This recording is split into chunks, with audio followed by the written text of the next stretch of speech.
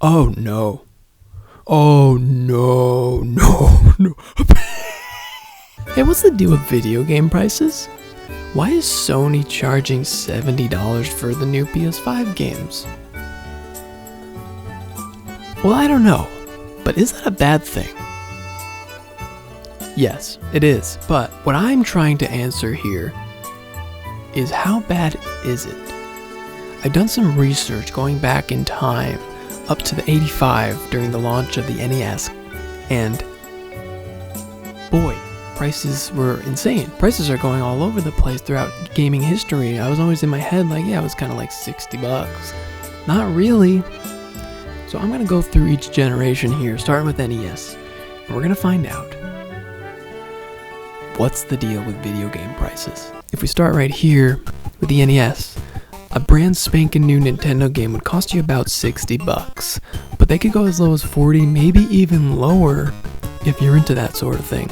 It was still like the Wild West era though, because you had these insane games like Action 52 ripping you off, charging $200 for one pack of garbage. They didn't know, it was the 80s. So overall, pricing was pretty normal, except for the whole inflation thing. Yeah, if we throw that into the mix, a new game would cost you about $140 today's money. Action 52 costs almost as much as a PS5, oh my god. Well, what about the SNES? Actually, that introduced a price hike, not unlike what we're seeing now. Games could cost $60, some costed $70. That's worth it, right? I mean, it's double the bits, double the buttons. This is when Final Fantasy games started getting big. This is a link to the past. Super Mario World, Dank Dong County. This is when the gaming industry was like, oh, this is gonna be a thing. Sega Genesis games were a little bit cheaper, but then again, you had some SNES games like Chrono Trigger asking for $80 for one game. Oh, well, it's Chrono Trigger. But I'm going to pinpoint it. I'm going to say 70. We're just going to say it costed 70 in the SNES age. But this is kind of where I have to put my disclaimer. There's a lot of differing information online. The only people talking about this stuff on forums are like 80s kids who are just going off their Apple head memory, just like, yeah, I paid $80 for that game. I'm not saying this is completely accurate. I think Chrono Trigger really was $80 though. There's not a lot of standards, I guess, but more or less, this is what it was. So with inflation, that's actually a better deal than the NES, believe it or not. Okay, let's skip over some of this crap and, Consensus on the N64 was the same. Games costed $60 to $70. But a new challenger approaches.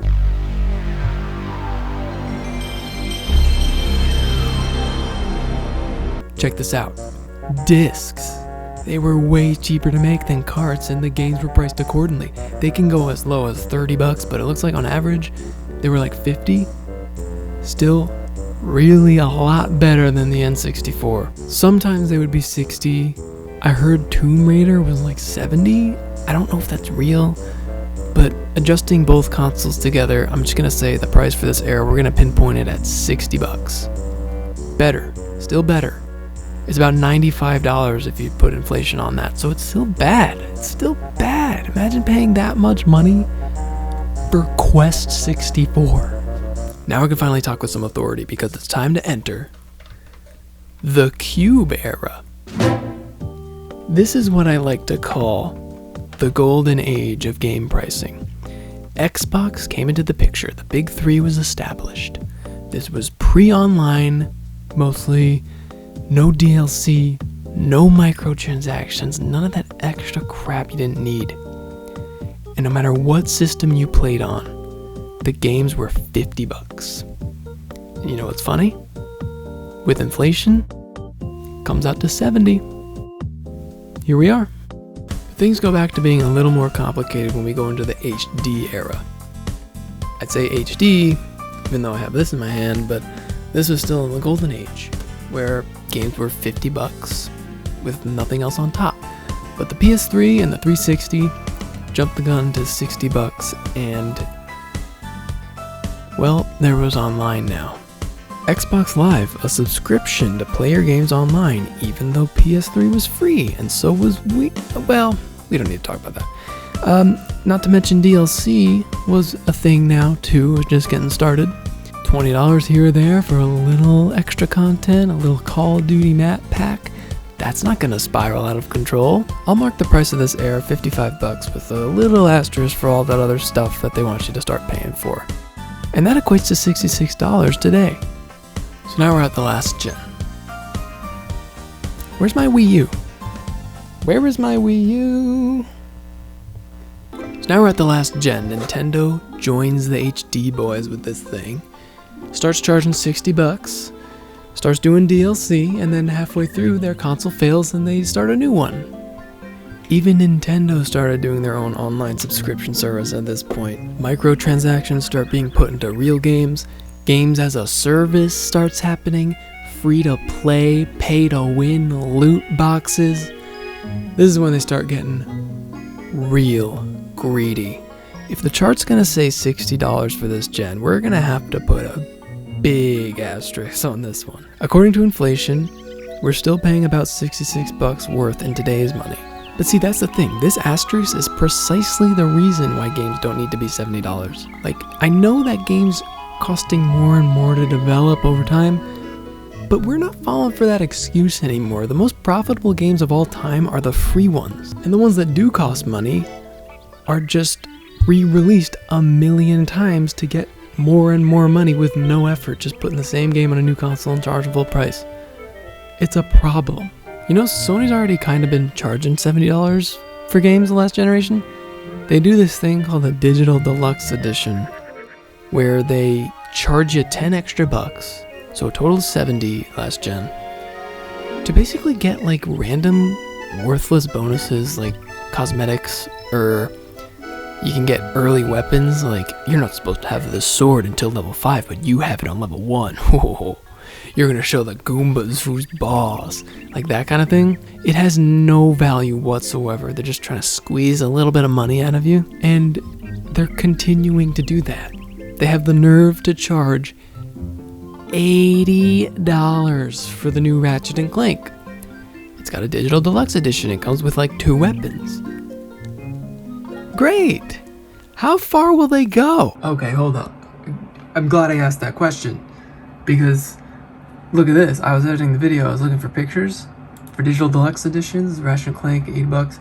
I didn't realize Demon Souls has a deluxe edition, and it's $90.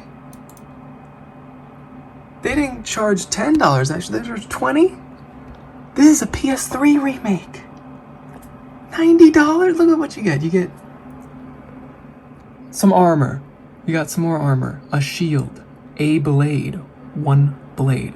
Shards and grains? What does that even mean? Legendary Hero Soul. That's a consumable item that gives you souls. If you haven't played a Souls game, when you die, you lose your souls. Imagine paying for that and you just die and lose it and you can't get it back. It's $90. Oh my god. Okay. Let's just get back to it. The PS4 got a new Ratchet and Clank game, and it was $40. I know that it was a remake, but it was a remake made from the ground up, and it was also like based on the movie, not so much the game. It was basically a new game. And don't talk to me about remakes when Demon Souls is $70. Actually, that's what I think is the biggest loss this generation. It's not really that the prices are going up for new games. It's that the existence of budget titles, I think, is going away very slowly. They're stopping this $40 game stuff, like, oh, Ratchet and Clank, it's like a little platformer. Okay. Oh, they're remaking Shadow Colossus. That's $40. New Uncharted game, but it's kind of small. It's not like a full-on sequel. It stars the side characters. $40. No. Miles Morales should have been $40. It's $50 or $70. If you want to pay $70, you can buy the $70 version and basically get nothing for it. A remastered version of the 2018 Spider-Man game? Please. I'm really afraid of that because Nintendo's full on that. Like, you already know they are the biggest offender in this regard. I don't need to talk about 3D All-Stars, Skyward Sword HD being $60. Every port they do, no matter when it's from, it's $60. It's bad. Like, I wish I could have played that Link's Awakening remake. Looked cool. Was a Game Boy game with barely any new content for full $60. I don't understand why these companies don't see that this could actually be an issue for them. Does this not devalue the real new games that you're coming out with? Breath of the Wild took 6 years to make, and they're charging the same for that than Link's Awakening, the Game Boy game. It doesn't make sense. So what happens when a company does something bad but still profits greatly from it? The other companies follow suit. I mean, we saw this already. Last generation, Xbox charged for online, even though it didn't really make any sense. Nobody really called them out. I mean, that was like the first time online was really getting big, so we didn't really know. But then the next generation comes around and Sony's like, we can do that, right? We can do that too, right? So then they charge us for online, and that's it. And then Nintendo, after that, they're like, we can probably do that. And then they do, and it sucks. And I guarantee you, if Xbox didn't get so much hate and flack for that unshareable game thing they tried to do with the DRM, and Sony didn't like make that video making fun of them, going like, here's how you share a game on PS4, it's that easy. Like, they wouldn't have gone back, because eventually they removed that. If we didn't call them out so hard for that, the PS5 would have DRM.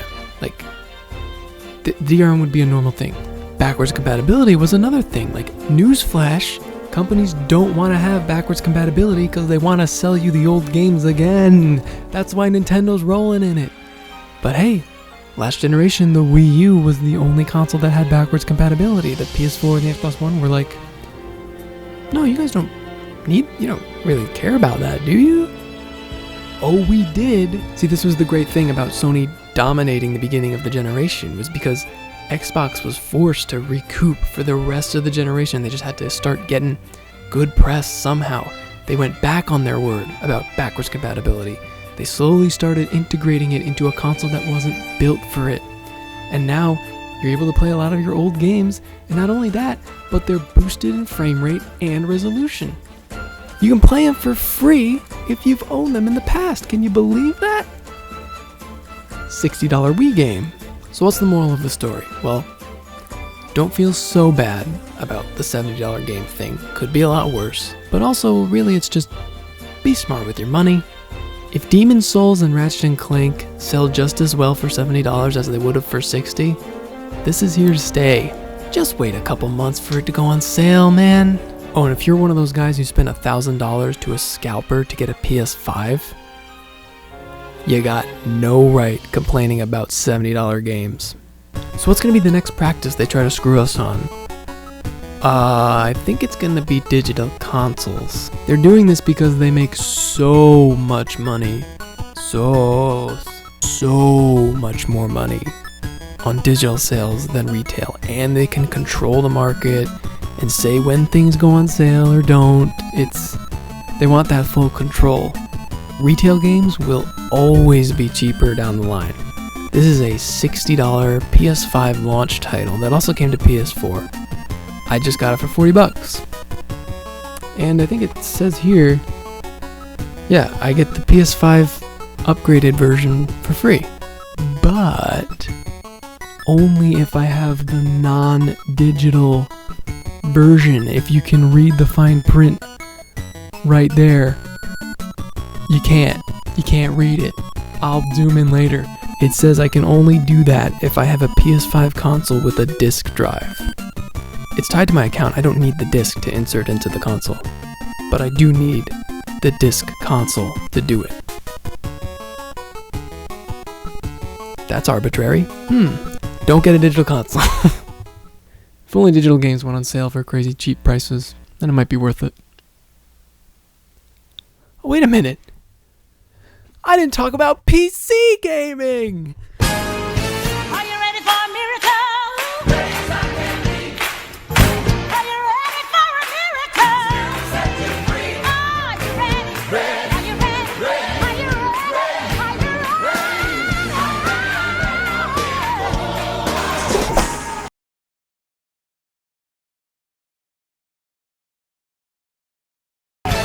you ready for a miracle?